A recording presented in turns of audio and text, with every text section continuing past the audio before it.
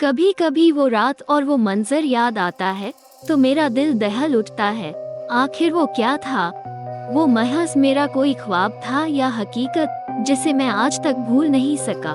जब कभी वो वाकया मेरा सामने आता है तो खौफ के मारे आज भी मेरे रोंगटे खड़े हो जाते हैं।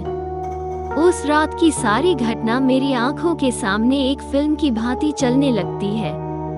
भयानक और अंधेरी रात, ऊपर से सुनसान इलाका, बड़ा सा उजाड़ कमरा, फिर कंडक्टर की लाश का यूं मिलना। ना जाने उस रात क्या होने वाला था, लेकिन हम उस रात सच में बच गए।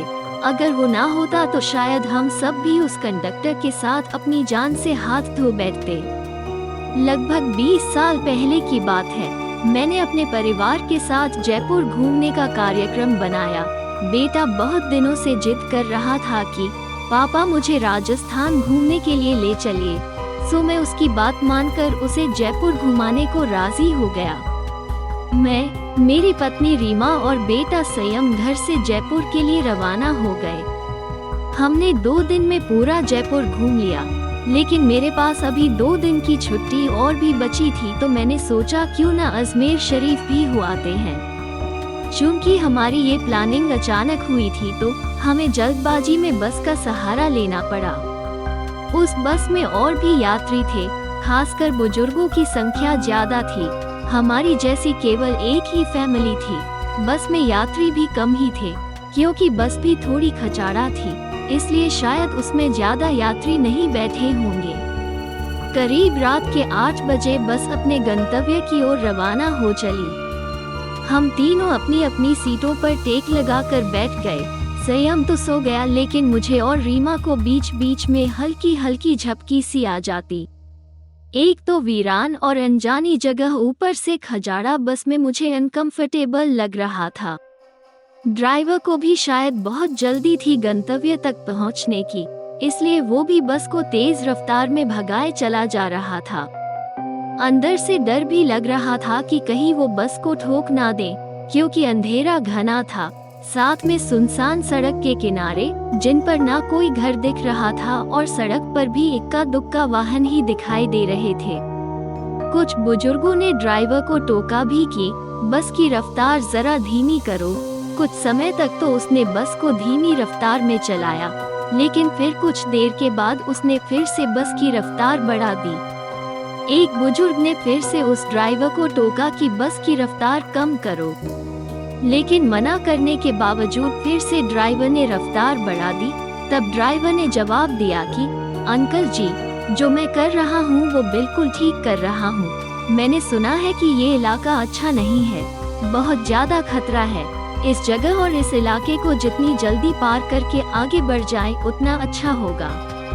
ड्राइवर की बात सुनकर सबने कहा कि चलो ठीक है। बस तेज रफ्तार से आगे बढ़ ही रही थी कि तभी एक तेज आवाज के साथ बस का थोड़ा संतुलन गड़बड़ाया और बस थोड़ी दूर बढ़ी और रुक गई। अब सब सकपका गए कि अचानक ये क्या हुआ। इतना खतरनाक इलाका और बस का रुकना, किसी का भी जी डर जाएगा। ड्राइवर ने अपनी टार्च चलाई, बस के नीचे उतरा और उसने देखा कि क्या बात है, बस को आखिर क्या हुआ, वो रुकी क्यों। कुछ देर के मुआयने के बाद उसे पता चला कि बस के पीछे ओर के दोनों पहिए पंचर हो चुके हैं और बस में एक्स्ट्रा पहिए भी नहीं है जिससे उसकी मरम्मत हो सके। अब क्या किया जाए, सभी सोच में पड़ गए। रेतीली अनजान जगह, अमावस की गहरी काली रात, जंगली जानवरों का डर और बस का यूं खराब हो जाना, सबके तो जैसे होश ही उड़ गए थे। अब क्या करे, क्या ना करे, किसी को कुछ भी समझ में नहीं आ रहा था। तभी कंडक्टर को थोड़ी दूर एक रोशनी दिखाई दी। उसने सबसे कहा कि देखो, वहाँ रोशनी दिखाई दे रही है, हो सकता है कि वहाँ कोई गांव हो, चलो सब वहाँ चलते हैं, शायद रात भर के लिए कोई सुरक्षित जगह मिल जाए। अगर एक कोठी भी मिल गई तो तब सब वहाँ एक साथ बैठकर रात तो गुजार ही सकते हैं। सब कंडक्टर की बातों से सहमत हो गए। सबने अपना अपना सामान उठाया और चल पड़े उस रोशनी की ओर। जैसे ही हम सब उस रोशनी के नजदीक पहुँचे तो हमें एक बड़ी सी कोठरी दिखाई दी। जिसे देखने से लग रहा था कि वो कोई बहुत पुरानी सराय है जहाँ भूले भटके मुसाफिर रुकते होंगे। सब कोठरी के दरवाजे के बाहर खड़े हो गए। ड्राइवर ने हिम्मत करके दरवाजे की सांकल खटखटाई। एक बहुत ही बूढ़े व्यक्ति ने दरवाजा खोला। उनके सिर पर एक बड़ी सी पगड़ी थी, गले में पुराने जमाने का कोई आभूषण था, कानों में भी कुंडल पहन रखे थे। कुर्ते के ऊपर उन्होंने ने एक कट्टी पहन रखी थी, कमर में धोती, पैरों में पुराने जमाने की ऊंट के चमड़े की बनी मोजड़ी पहन रखी थी और हाथ में एक बड़ा सा डंडा ले रखा था।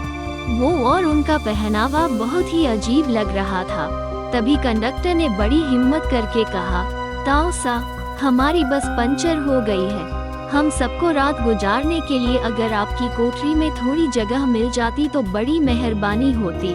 उस कोठरी के मालिक बोल, डरने की जरूरत कोई ना है। ये सराय तो मैंने भूले भटके मुसाफिरों की मदद करने के लिए बनाई है। मैं चौधरी सुमेर सिंह हूँ और ये महारी घरवाली धन्नो है। हम दोनों ही मुसाफिरों का ख्याल रखते हैं। आप सब लोग भीतर पधारो, जो हम दोनों से बन पड़ेगा आपकी मदद करेंगे।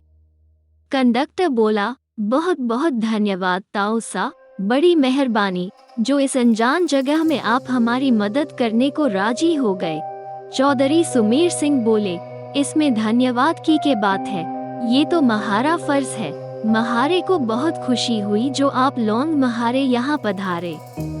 ये रहा पानी से भरा मटका, इस बड़ी सी डलिया में पूरियां रखी हैं और उस बड़ी सी बटलोही में आलू की तरकारी होगी। ये रहे पत्तल और आप सब अपना खाना परोस लीजिए। महिलाएं धन्नो के पास चली जाए और पुरुष मेरे साथ आ जाएं। जल्दी से सब खाना खा लो और जिसे बाहर का काम निपटाना हो वो निपटा आए, क्योंकि 12 बजे के बाद कोई भी बाहर नहीं निकलेगा और ना मैं किसी को बाहर निकलने दूंगा और कोई भी इसका कारण नहीं पूछेगा। सबके पास अपनी अपनी हाथ घड़ी होगी। समय के अनुसार काम करके सोने के लिए लेट जाओ। ये रहे कंबल, सब बिछा लो। हम सब ने चौधरी सुमेर सिंह की सारी हिदायतों के अनुसार काम किया और कंबल बिछाकर लेट गए। जिनके पास अपने अपने शॉल और चादर थे वे सब ओढ़कर लेट गए। चूंकि मेरे पास ओढ़ने वाला बड़ा कंबल था, इसलिए मैंने बेटे को अपने साथ सुला लिया और मेरी पत्नी औरतों के साथ अपना शॉल ओढ़कर लेट गई। चौधरी जी ने एक बार फिर सबको बाहर ना जाने की हिदायत दी और सबको सोने के लिए कहा। लगभग 12 बजे के बाद ना जाने कंडक्टर को क्या सूझी, उसे बीड़ी पीने की तलब लगी और वो बाहर जाने लगा। चौधरी जी ने उसे बहुत रोका, लेकिन वो नहीं रुका। कंडक्टर के बाहर जाने के बाद चौधरी जी ने जल्दी से कोठरी के दरवाजे बंद किए और साथ में पटरी की मदद से दरवाजे को मजबूती से बंद कर दिया कि कोई भी भीतर ना आ सके और सारे रोशनदान और खिड़कियों को भी बंद कर दी। कुछ देर के बाद बाहर से बहुत बहुत बुरी और डरावनी आवाजें आने लगी। साथ में कंडक्टर की भी आवाज सुनाई दी।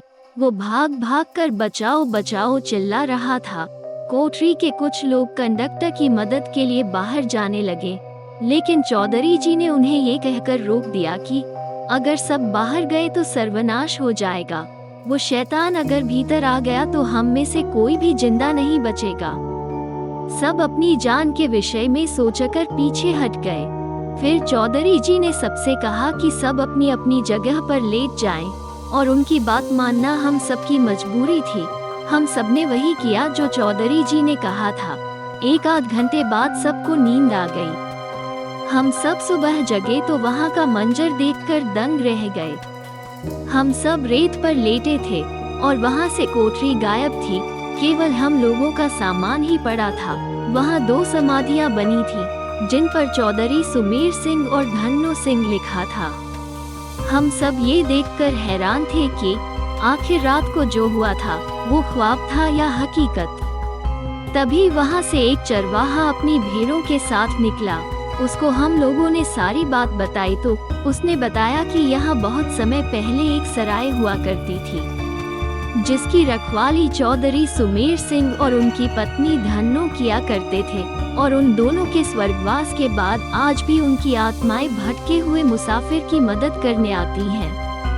इस इलाके में बहुत शैतानी आत्माएं रहती हैं जो लोगों का कत्ल कर देती हैं। लेकिन सुमेर सिंह और उनकी पत्नी अच्छी आत्माएं हैं, इसलिए वो लोगों की मदद करने आ जाते हैं। ये सब कहकर चरवाहा वहाँ से चला गया।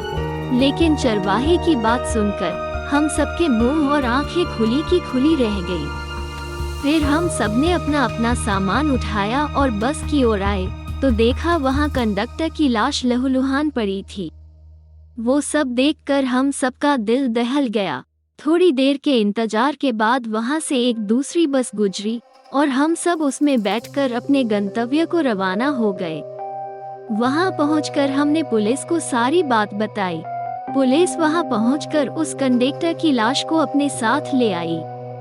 अगर आपको हमारी कहानी अच्छी लगी तो चैनल को सब्सक्राइब करके और वीडियो को लाइक करके आपका स्नेह प्यार जरूर बताएं।